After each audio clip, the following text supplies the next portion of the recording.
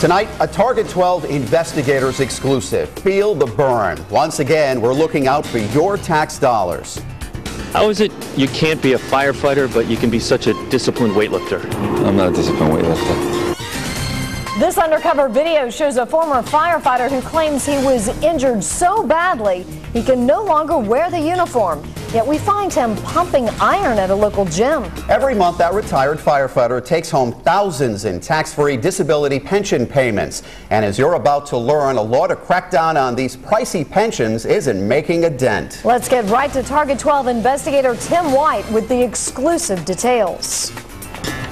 You may be surprised to learn this tip came from a fellow firefighter, and though he says he's concerned about the image this could cast on the good, hardworking firemen and women across the city, he's just as concerned about a pension system that's struggling to stay afloat. There he is. Yep, that's him. After an intense workout at a local gym, John Sorrow runs back to his car. As you can see, Sorrow is in very good shape, and he should be. He works very hard to stay that way.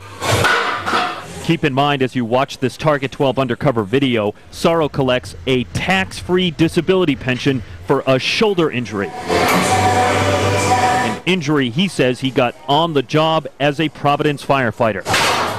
Here he is lifting 205 pounds over his head.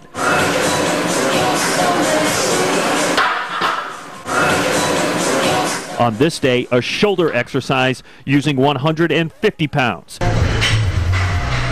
This exercise has Sorrow hanging, arms above his head. Here he is doing 60-pound curls in each hand. Day in and day out, we go undercover,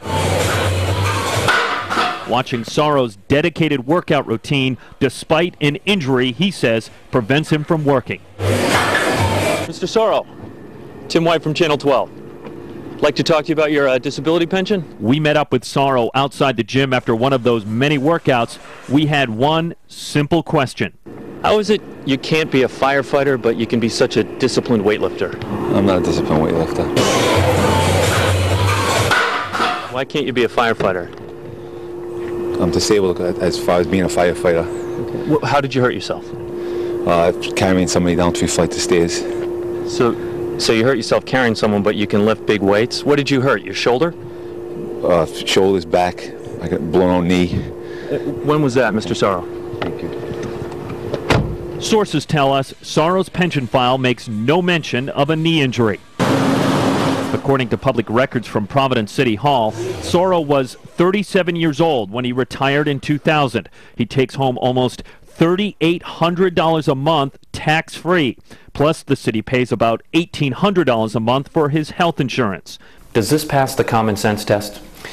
Well, you know, it's just another sad example of someone taking advantage of the Providence taxpayer. And, you know, it's clearly that individual's accidental disability needs to be revisited immediately. We show our undercover video to Providence City Councilman John Igliozzi. This is inside a local gym. Who is also a member of the city's retirement board. He was not on the board when Sorrow retired. It should be on the front burner. And that was the whole purpose of the 2008 legislation myself and my colleagues passed, to revisit all these types of disability pensions. He's talking about an ordinance he sponsored in 2008. It requires retirees to sign a form pledging they're still hurt. It asks for a medical report from a doctor of the retiree's choice. So how's that working? We found in 2009 and 2010 combined, 918 people were asked to have their injury recertified. 824 did provide documentation to the city. As a result, how many pensions were overturned?